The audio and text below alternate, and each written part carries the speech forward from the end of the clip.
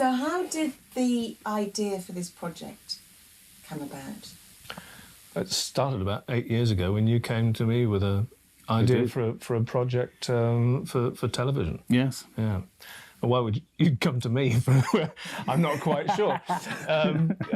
But nevertheless... It's a tricky one, isn't it? Because I came to you because I thought you were a fine filmmaker.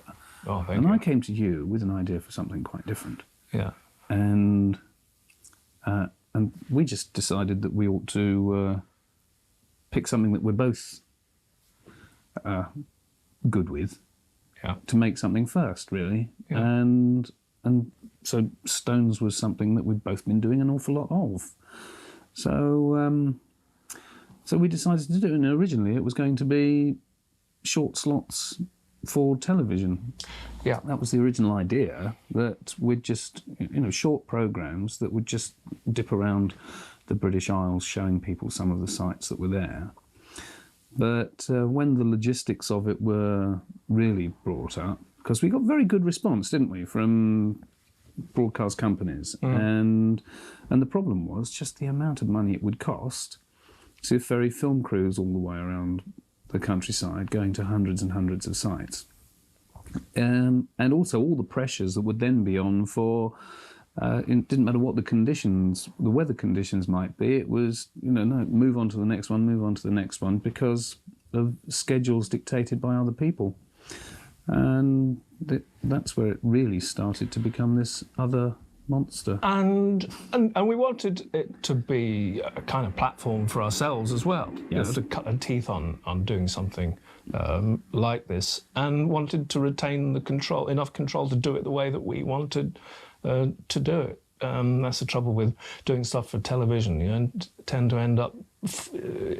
to end up formularised and being done the way somebody else wants it done. So no, I mean, that's the great thing. We've had total control over the way this goes, complete and utter. I mean, that's a privilege not granted to many people at all. This is true. And it's a very special way of filmmaking. I'm not saying that other people don't do it. Of course they do. There's plenty of independent filmmakers making their own stuff. But it's unusual to, have just us two, just two people doing something like this. Because we also aspired to pretty high production values, and we did. Wanted to make it look big, and I hope we've achieved that. Also fair to say, though, that when we kicked off, we really didn't expect it to be what it turned out to be. No, we didn't do it for reasons of having a boy's own adventure. No. We really, truly wanted to produce a film that was worthwhile watching, that would be entertaining and informative at the same time, and at the same time give another perspective on these wonderful monuments that hardly anybody visits. This was the thing for us, going beyond Stonehenge. Actually, that's one of the things that is eternally surprising, isn't it? You go to a fantastic site, and I think 95% at least were always deserted. Yeah. There must have been, out of 100 and however many sites that we filmed, we probably came across people at about 6. Is that fair? I think that's absolutely fair, yeah. And when we visited Stonehenge, there were hundreds and hundreds and hundreds, coach loads, cars buzzing backwards and forwards. It just wasn't the kind of experience that you really want to have at these fantastic places. So Stonehenge is great, but there are thousands and thousands of other sites worthwhile visiting, and it's those we wanted to focus on, those we wanted to bring some light to. So you don't think in bringing some light to them, you're actually doing a disservice to the people who want to go and visit them and be alone there? Well, it still takes a fair bit of effort to get to some of them. Yeah. In fact, quite a lot of them. You've got to be pretty determined to get there in a lot of cases. You certainly have to have a good map. You do. Usually, yeah. even if the monument is not far from the roadside, you've got to be looking for it. You've got to be looking for them. Like Mine Moor, where you can see it 100 yards away and you have to walk 5 miles to get to it because of Like a that. raging torrent. Like that, yes. So was it that you spotted a gap in the market and thought nobody's done this? No, it really wasn't done from a point of view of...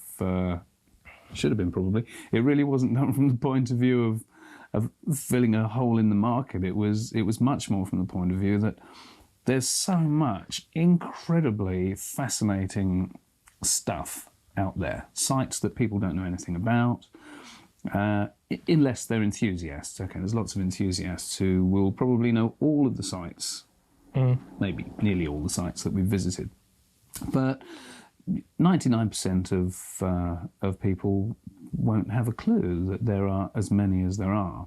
And they're just so incredibly beautiful. And a lot of the time, the sort of archaeological information that people get is pretty dry. And yet, they're just fantastic places to visit. And it was really one of those, people should know that there's so much of this heritage there. Mm. So how did you work together? What was the balance? Who did what? Obviously, Rupert was in front of the camera. Everything is written by Rupert. Obviously, everything's presented by Rupert. And as far as what goes on screen, that's a collaboration. A discussion. Sometimes we've got different ideas. Sometimes we're singing from the same song sheet without even having to talk about it. This is true, but it has to be said that we have never, in 8 years, we've never had an argument. No. We've always been, it's been great, actually. Yeah. We've had disagreements, but about the way things should go. But yes, yeah. But they've always been things that have been sorted out by discussion. Yeah. Not like the Druids. And yes, and by eventually Rupert just seeing that that my ideas were better, I think. And I was right. Actually, no, that's not true, because most importantly, the whole flavour of this film is down to Rupert. I think my tendency at the beginning was to make a rather broader overview, wanted to make it an objective film, but it was much more Rupert's idea that this should be a travelogue and a personal thing, and I, absolutely, I'm glad it went that way. Is that my idea? Yep. Excellent. Yeah. So how long has it all taken? I mean, apart from the first vague conversations 8 years ago, how long has this project taken? We started writing the pilot in 1999. I think. No. That was when we first met. Started writing it in 2000. We filmed the pilot in 2001. And it just evolved from that, didn't it? That the decisions after the pilot of whether we should go it alone or not, and those sorts of things. So it's taken us 2 years to do this, hasn't it? Yeah. This film has taken 2 years. Proper work on this started 2 years ago. So that's fair to say. I mean, let's say it's had a long gestation. It's had a long gestation. Yeah. But everything was in place 2 years ago for us to finally get on the road. Yeah. How did two of you, I mean, that is crazy. How did it actually work logistically? Who did what? And the only way we found of doing it that was workable, we acquired a camper van that worked as a mobile office and obviously as our mobile hotel. So we had 2 vehicles: the vehicle that appears on on the screen. Rupert drives around and is his own vehicle, and the camper van, which you don't see in the film. And we just worked by going out for a week or 2 weeks at a time, or I think the maximum longest time away was 5 weeks. It was a little over 5 weeks. A little over 5 weeks. And working like that, really. You say, you know, what was the working process? It was interesting the way it evolved, actually, because it was a very short but steep learning curve. That originally there were plans to have I think it's fair to say, isn't it, that originally there were plans to have a lot of script in place, so that we would, you know, we'd decided the sites that we were going to film in advance, but you know, then just to move across the British Isles filming them. But what transpired was inevitably there were an awful lot of sites, because there are so many. There are a lot of sites that we went to that were first times for both of us, and it doesn't matter what you've read, what archaeologists might have said, or you know, what there may be in folklore and stuff like that, that actually when you get on the ground and you start seeing sites in relation to each other, then different things become apparent. And so a lot of the things that, where I had preconceived ideas for what I wanted to say, they would just change when I actually got to these places, and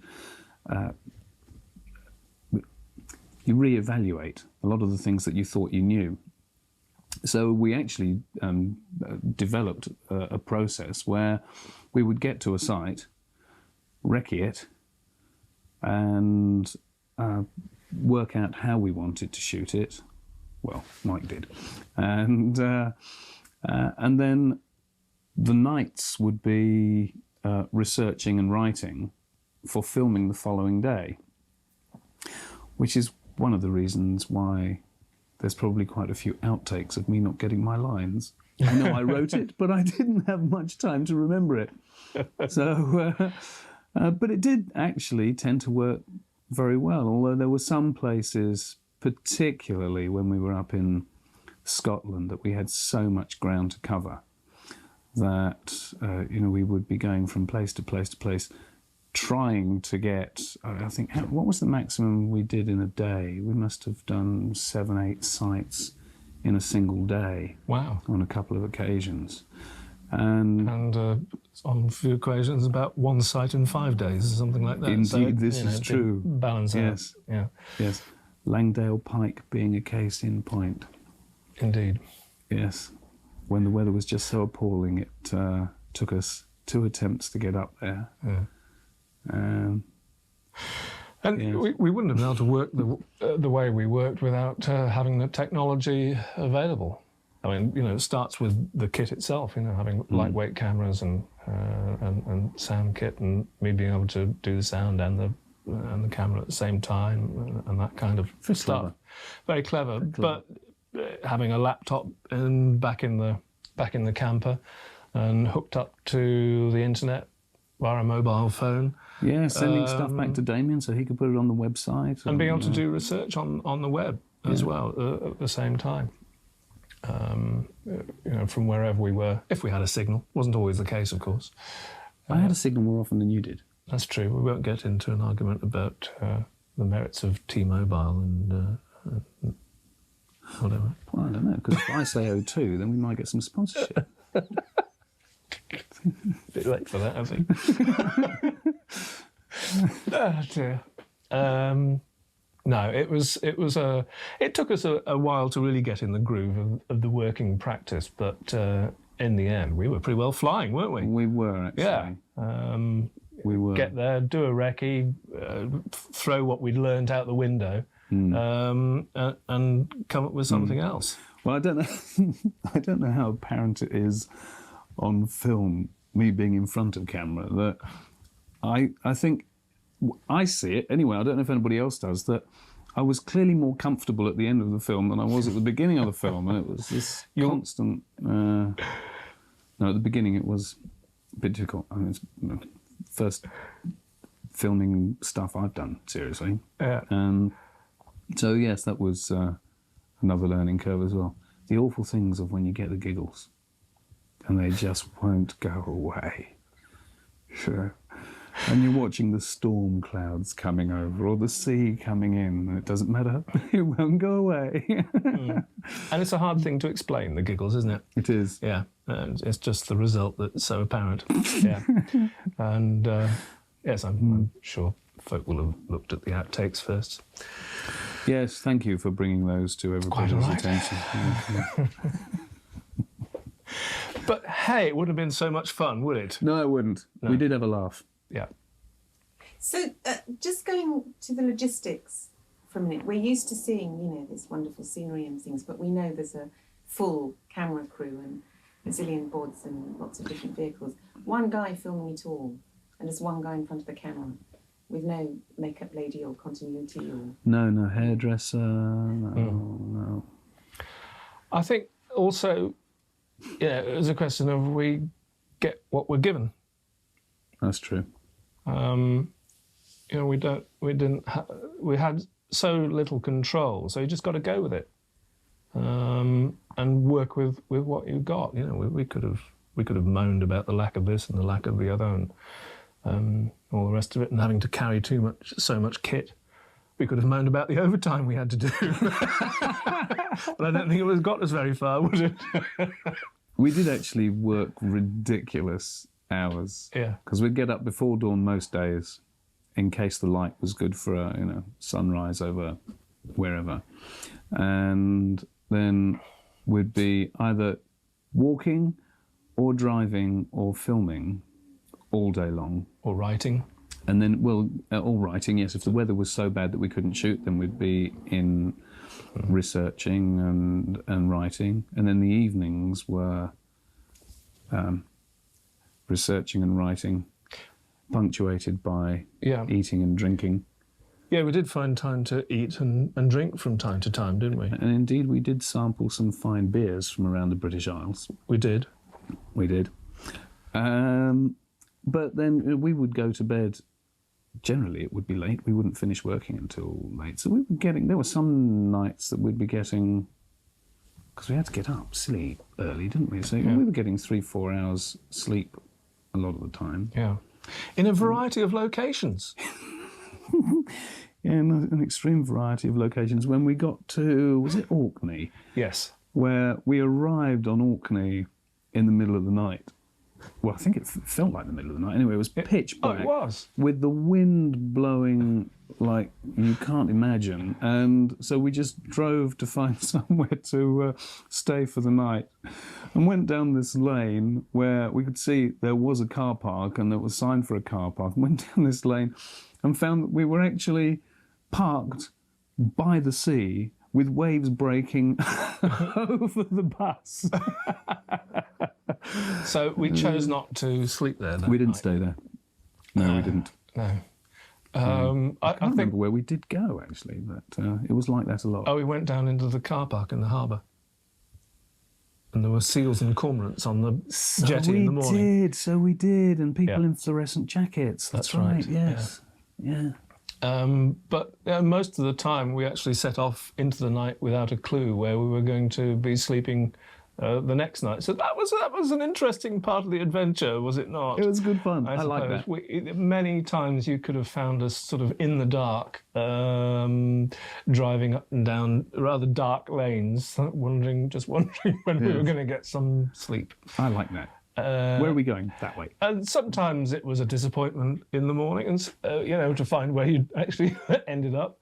And sometimes it was completely glorious. When we went to Ireland, when we arrived, we got off the ferry fairly late at night, and so we just drove and drove and drove because we were starting in the south of Ireland. We drove and drove and drove for what seemed like hours anyway, and eventually we'd had enough. Weather wasn't great, and so we just aware that we'd been climbing, going up slowly, and eventually decided we'd had enough, pull over and park. So we found a lay-by, parked, and it's fair to say that the bus was like a boat. We hardly slept at all that night. The wind was so strong that the bus was just rocking all over the place.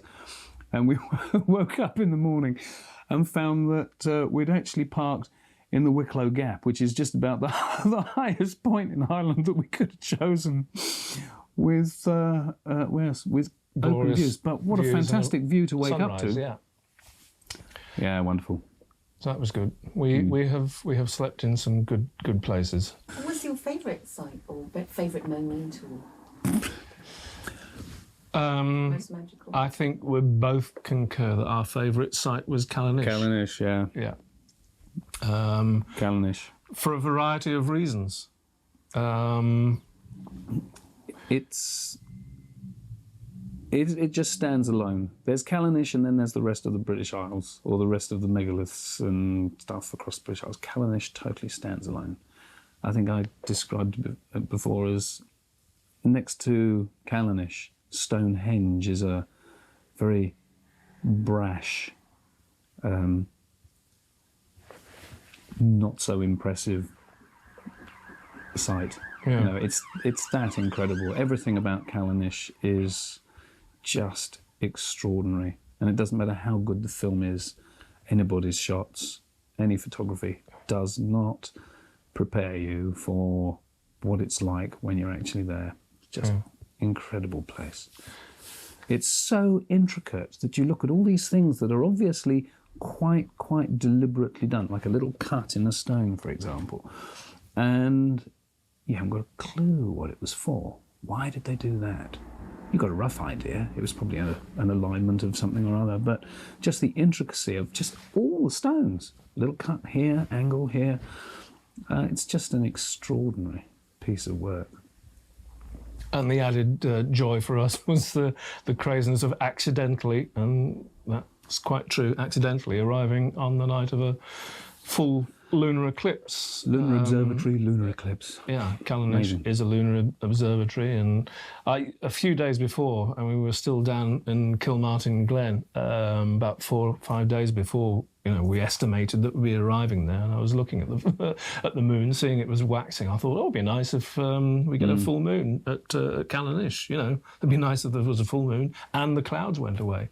But to get there and discover, not only was it we arrived on the full moon, but it was a full lunar eclipse, and we were blessed with a clear night sky as well. Yeah. It was a bit of a Completely miracle magic. that we had, quite literally, we had torrential rain and thick cloud for days and days and days. And we got to Callanish, the sky cleared, we had an absolutely cloudless night with no rain. Didn't rain at all that day. No. Or night. And we were up filming and mooching till about, 3:30 in the morning.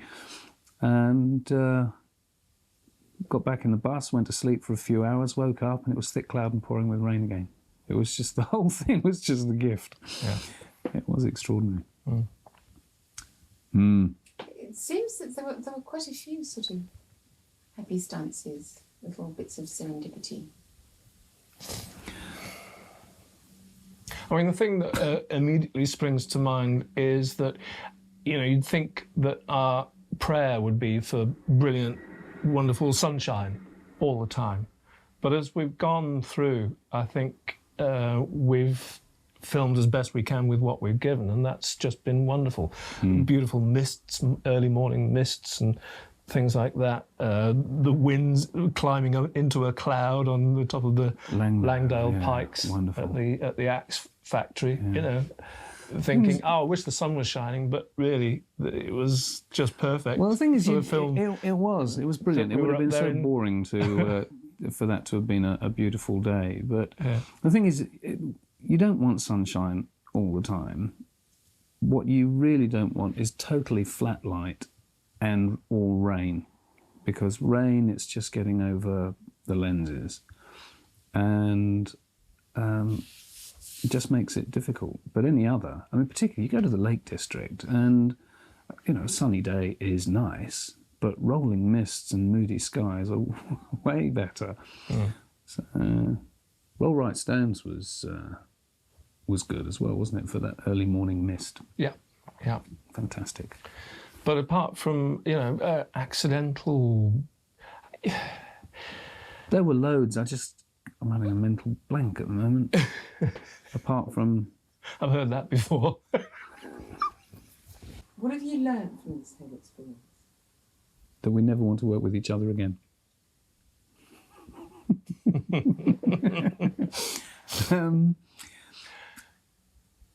We've learnt an awful lot. On a lot of different levels, actually. I mean, from an archaeological point of view.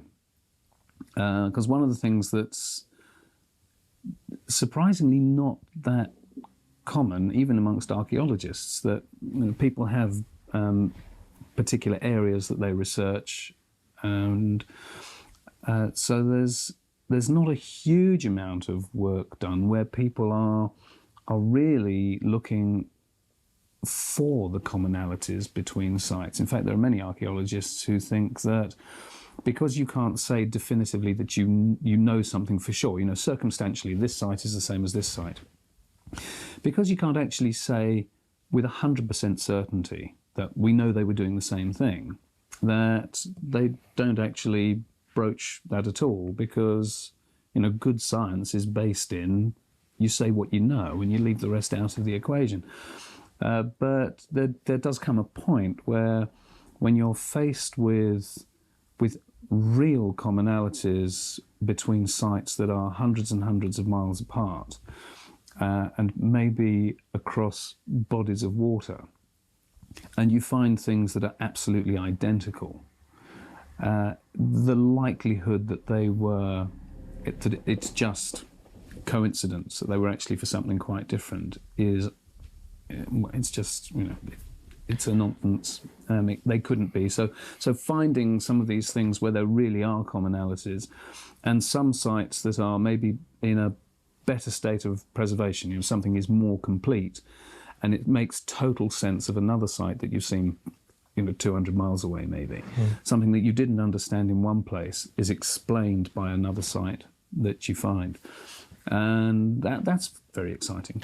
I think the major thing that I take away from doing this is how often when we look at, say, a stone circle in a field or, wherever it may be, is we just look at it as a stone circle.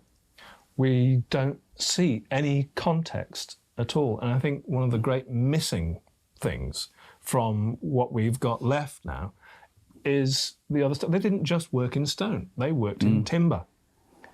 And I think if we could see the other stuff that was there, if we could see the timber, which is long gone, long rotted away, it would give us a context for really relating to how these people worked, used, and what have you. It would put people back in those places. There's too much imagination gone into just people and a stone circle. I think there's another dimension completely missing. And that was pointed up for us, I think, by the timber posts at Stanton Drew. Really, once it's known that there are timber posts as well as stone in a circle, you've got to think again. You've got to think again about the purpose and all the rest. It demystifies so much. That you look at the skeleton of something, so just a few stones that look so enigmatic. And, for example, you look at somewhere like Castellinard on the Isle of Man, so you've got these stones that really do look very enigmatic. But you look at it in context when you see a well-preserved long barrow, so you can see walls and a roof and chambers. It's not mysterious anymore at all. You understand completely what it is. And so many of the sites where if you imagine it with walls and a roof, it becomes something else entirely. And in fact, I mean, Mike had a fantastic idea about the recumbent stone circles. Because sometimes it's only after the event when you're sitting down and plodding and working with stuff and looking at stuff over and over and over. Because when you were doing the graphics for Cothymuir Wood, so you could see how the moon actually relates to the altar stone. Yeah. And Mike came up with this idea, which I think is brilliant idea, that actually if those circles had timber walls and those flanker posts on either side of the altar, if that's effectively a window, then this, whether it's a religious site, whether it's a temple or whatever, who knows, but if that effectively is a cinema, so you're sitting inside a building and when the moon gets to this position, it just appears in the window and then disappears at the other, that with a roof, so you're actually sitting inside a building for this magic to suddenly happen. That makes a lot of sense. Yeah. It does make a lot of sense. Might be complete fancy, but it's an idea to play with. It is an idea to play with. So if they were doing, because they're not dim, I mean, they've got a sense of place, got a sense of aesthetic. They're, like we say, they were so sophisticated. Yeah, absolutely. And it's something that.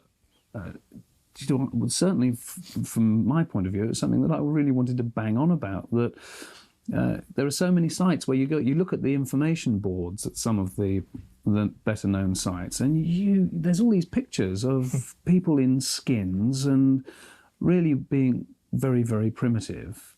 No, they were very, very sophisticated, and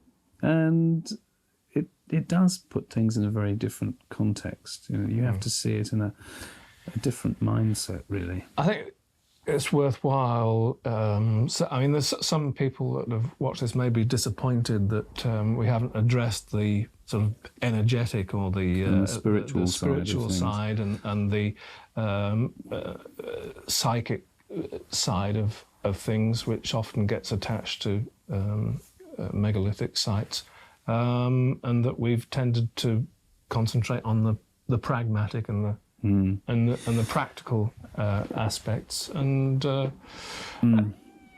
it wasn't a sort of a deliberate thing because we're not averse to. It wasn't. It's really the fact that certainly I wanted to stay very much with what we do know, because then you can be honest about things.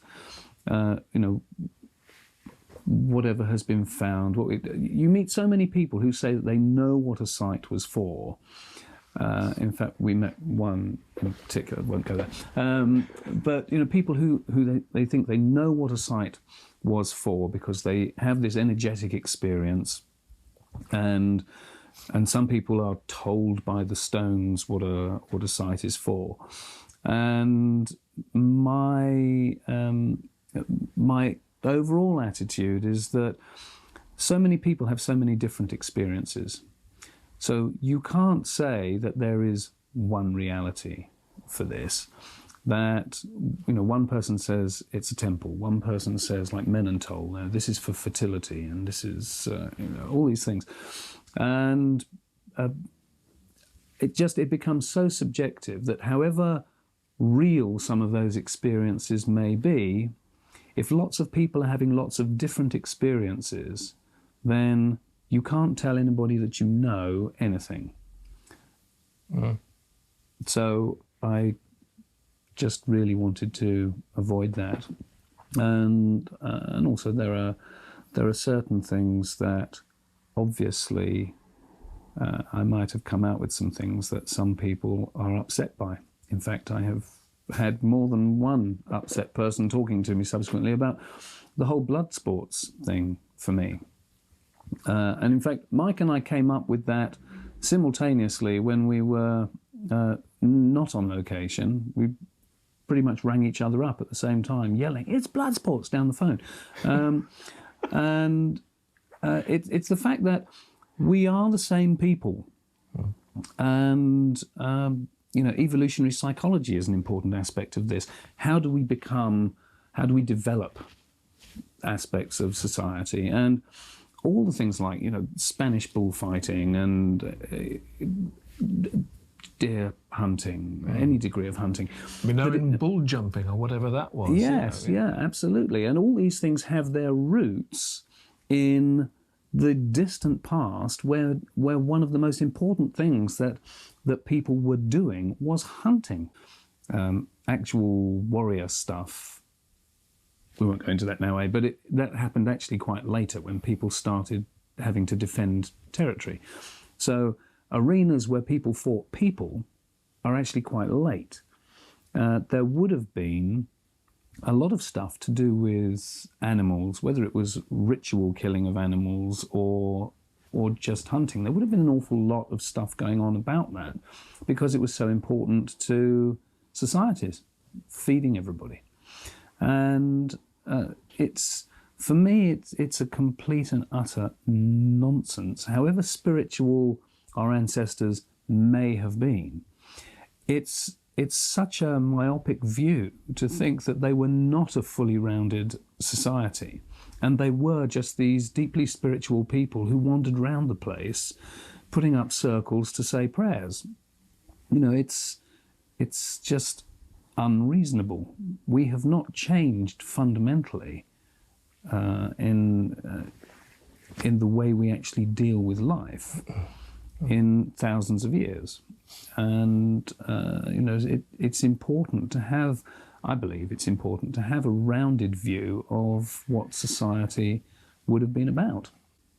I think the other thing that I take away from this is a different sense of our ancestors, a sense that that they didn't live in large communities in the sense that we understand large communities, but they did communicate over far greater distances. You can't have the enormous sites of the Stonehenge complex and Avebury, Stanton Drew, the huge circles of Castlerig, of Sunken Kirk, the Cumbrian circles, huge sites like Arborough. Those can't exist for small communities. They may exist for small communities that have a communication and come together to share an experience or something like that. But it's that sense. We tend to think of them in isolation because there are so few sites left. We tend to think in terms of small communities, that are isolated from one another. I think that's the big thing that comes across for me, the sense of communication and sense of... you're absolutely right. Yeah. And that is so well illustrated by the Ring of Brodker on Orkney. Yeah. There you are, you've got this little island that's got the third biggest stone circle. There was a henge as well. So a huge ditch and bank, and the third biggest in Britain. You see, there's for a little island. There's a really good mystery. There are three concentrations of really huge works in the British Isles. The Wiltshire complex is Stonehenge, Avebury and Stanton Drew. And you've got the Cumbrian circles, and you've got Orkney. Now, it's fairly easy to explain the concentrations in Wiltshire and Cumbria. Wiltshire, flint, Cumbria, the axe heads, the mining for the stone for axes. But what did Orkney particularly have to offer? What was special about Orkney that there was this concentration? And indeed, you've got the third biggest circle in the British Isles, right up there. What were they offering? Fish. You mean there's a fish market? Do you know what? We never thought of that. It's a possibility. It is. And I nearly said it, but, it's sort of rather... It sounds facetious to say, it, doesn't it? It could have been, but they couldn't freeze it and transport it. Up on Orkney, they could have bloody frozen it. Dry it and smoke it. You can dry it and smoke it. Have you ever smoked a fish? I don't think it'd be very nice. No, I don't approve of that. The Rizzler would get terribly damp. Yeah, it would get damp. It would smell as well. I mean, it's just... Do you want a bit of mackerel? Would you say that you've come away with more questions than answers?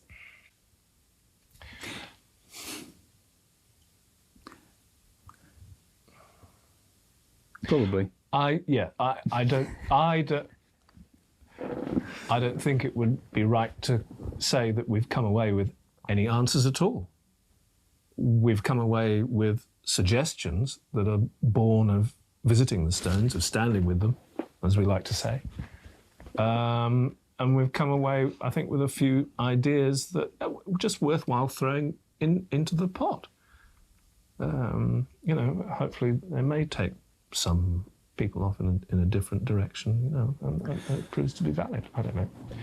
Yes, I think there are a number of things that we've suggested that, although on one level you can say that there would be no evidence for it, but you can actually figure out ways of proving it, whether it's through soil analysis or whatever. There are ways that you can actually prove a set of circumstances. If you can prove this detail and this detail and this detail, that it closes you in on what it was actually about. So there are ways that I think we can prove some of the more outlandish ideas. But well, you can gather enough evidence that makes one solution more probable than another. I don't think we can ever get to the status of proof. We will never get to the status of proof, but we will get, I think, closer to a likelihood. Yeah.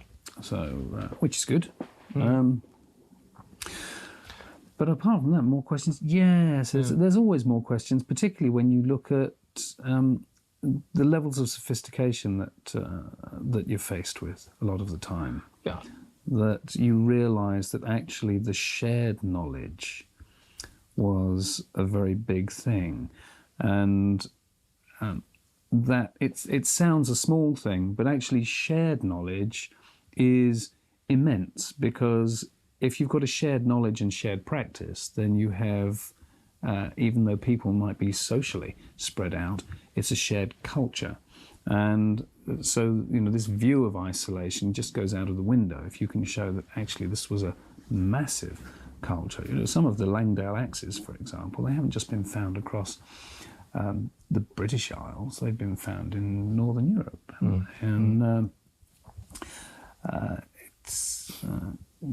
it is. So you're always faced with these bigger and bigger things that you didn't really know were there. And here's a really straightforward one, and that only comes about from visiting the sites and standing right next to these stones, is how did they move them about? It's only when you're standing, you can't, a photograph, a piece of video just cannot convey the monstrosity of some of these bits of stone. When you stand next to them, I think I couldn't begin to imagine how that was shifted without cranes, without horses, without this, that and the other. I mean, some of these lumps, Browns Hill Dolmen, I've chosen the biggest there. Fair enough. But there it is, it's resting on 3 other bits of stone. Yeah. It had to be lifted at some point. Yeah. It's crazy size. What's so funny about you mentioning Browns Hill, any of the silly ones, where you've got a stone that weighs, Browns Hill, over 100 tons, or some of the places where you've got 50-ton pieces of stone, and you look at the stone and say, how did they do that? And somehow the rest of them that weigh a paltry 20 tons or whatever just fall out of the equation. You're looking at one stone saying, how did they do that? But then you look around and realise that actually they've shifted hundreds upon hundreds of tons of stuff, and you're just noticing the one silly one. But a crew following us around would have come back with any amount of footage of us standing gawking at bits of stone saying, how did they put that there? What were they up to? Yes. And so, yes, of course, we come back with as many questions as sites that we visited. Is the answer to that, really, isn't it? Yes. If we're honest. Yes. It's the whole scale of the enterprise. I think that's one of the most significant things, that when you look at any of the places, like whether it's Silbury or digging a cursus, whatever it is, that you've got a team of people who are shifting millions of tons or hundreds of thousands of tons of earth. Big community. You know, you're not going to have a small community saying, "Oh, Bert, now go on, it's your turn. You go and shift what you can today." We all know how long it takes to do the gardening, let alone trying to shift 1 million tons of earth. You know, big communities. People watching this, clearly a lot are going to be delighted and intrigued and fascinated. Some, as you've said, are going to be upset. Would you like people to go away thinking, what's the purpose of this in that sense? Do you want people to visit the sites? Do you want to open up the debate? Do you want to attract more academic research or more academic openness? What's the purpose? All of the above. It's all of them, isn't it? Given that you all went of what through she the just said. question. All of what she just said. Yes. All of what she just... I would love there to be a greater appreciation of British heritage. There's so much amazing stuff that generally people don't know is out there. And they're so beautiful. And they're so mysterious and enigmatic or downright practical, whatever. I would like to just inspire the questions, really, you know, if it did make people question things more.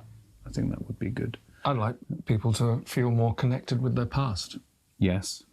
And that the human beings that put up these monuments are not so far removed from the people that we are now. I'd like this to open up their minds to... I'll put that another way. I'd like people to feel that the area of imagining how people did those things and what they were for is not simply the area of the archaeologist, but it's a mystery that anybody can apply their minds to. Everybody loves a mystery. Like you say, it's just by being there, standing with them, that you just get an appreciation that they were human beings just like you and me. And once we stand there as human beings, then we get the connection. We don't have to really invent weird and wacky stuff to explain them. You know, what would I do if I was standing here? Why would I have put that there? How would I use this place? And that's when you really get some sense, for us anyway, that's when you start to get some sense out of these wonderful places. Did you enjoy yourselves doing this? We had the best time ever, I think. We did have the best time ever. Yeah. We did. We were lucky boys. Yes.